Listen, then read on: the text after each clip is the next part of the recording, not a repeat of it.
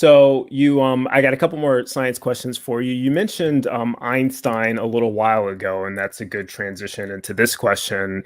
Actually, a couple months ago, I had a conversation with a friend of mine, Devin. He goes by Leophilius, and he's a Oh, content yeah. creator. I see him on Twitter. Yeah. He's really smart kid. I mean, not kid. He's in his 20s, but really, promoting That's a scientific kid. I'm in my literacy. 40s. Me too.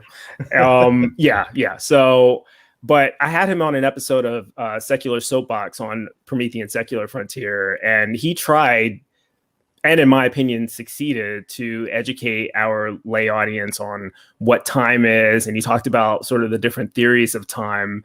And by the way, I have a link to that show for anyone who's watching in the description below, and also Leo Philius's channel for anyone who's interested. I strongly recommend it. But he is also self-studied, and that was a different show. And so I figure I have an astrophysicist here. I'm basically going to ask you the same question I asked him. What is time? All right.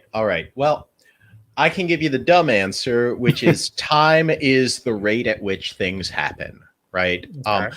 But what I look at is there are three things that are related that you can't really talk about one without talking about the other two, and those are space and time and the speed of light. And this is something that's really important because right now, when I'm here in my chair, stationary, right? As far as I'm concerned, I'm stationary. I know the Earth is moving through space and around the sun and blah, blah, blah. But from my point of view, I'm stationary. I'm not moving through space. And therefore, my motion through time is maximized. I am aging at the rate of 1 second per second. And that sounds like a tautology, but it's not. Because if I cloned myself and I had my clone move, like my clone was like, oh, crap, I'm going to go and I'm going to go this way really fast. And I go this way really fast. And then a clone is like, oh, well, I better go back and see what Ethan number one is doing. And it comes back really fast. Guess what? That clone and me, we won't be the same age. We will not have aged the same amount because my clone will have moved through space some. And the more you move through space, the less you move through time. What compared to what? That's where the speed of light comes in. So when you have a light beam or a light ray or a light photon, and you say light is traveling through the universe, that photon doesn't experience time for itself. All of its motion is through space. So the closer you get to the speed of light, the more you're moving through space, the less you're moving through time. So conversely, at rest is the most you can move through time and the least you can move through space. And in motion is moving through space more, so I age less. That's special relativity, isn't it? That's the core of special relativity, is the faster you move through space, the less you move through time, and the faster you move through time, the less you have to be moving through space.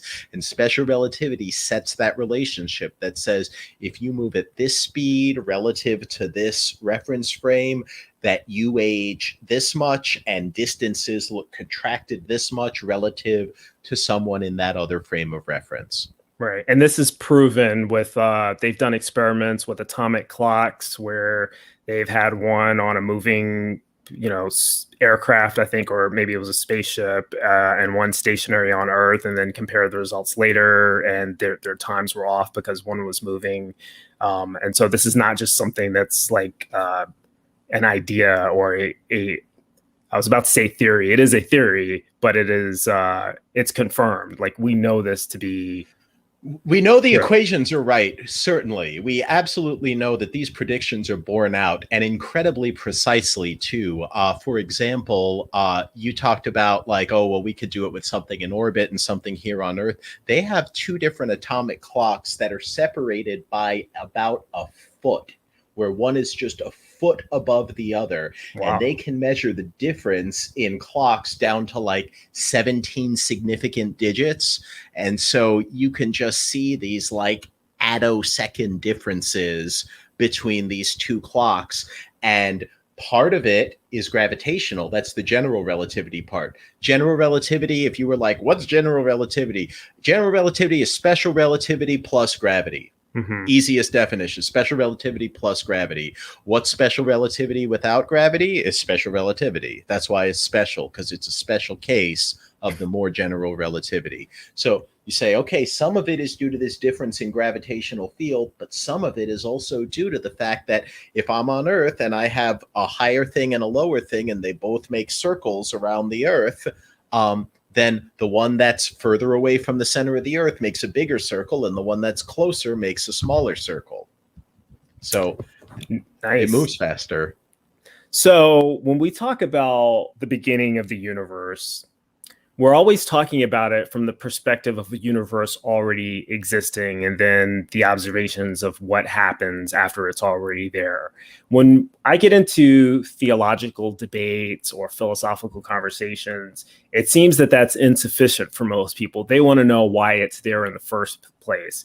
Is there any scientific way we could answer that question? Does the question even make sense? Well, okay. So when you ask why is the universe this way, that's like a question of purpose.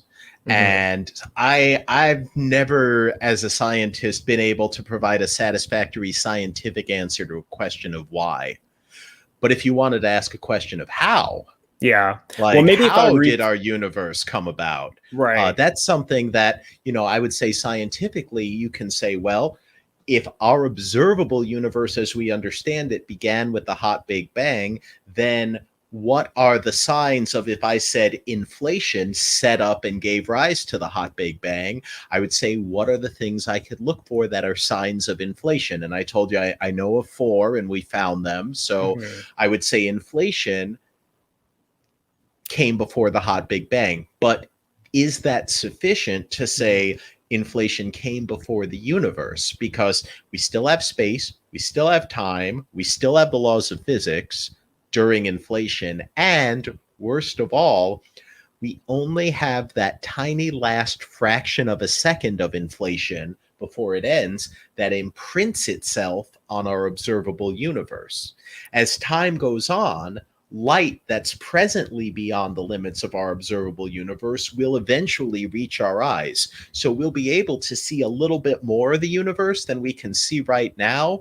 But once you go beyond a certain point, that's it. There's information that's not accessible to us. I'm going to just say, if you went and closed your eyes and drew an imaginary sphere around the universe and said, everything within this sphere we will someday be able to access and get information from, and everything outside that sphere we can't, that's correct.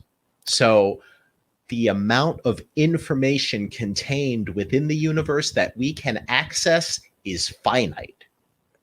And that in itself is a huge philosophical, that means something. The amount of information contained within the universe that we can access is finite, which means there are inevitably going to be questions beyond a certain boundary, whether that's in time or in space, that we do not have information about.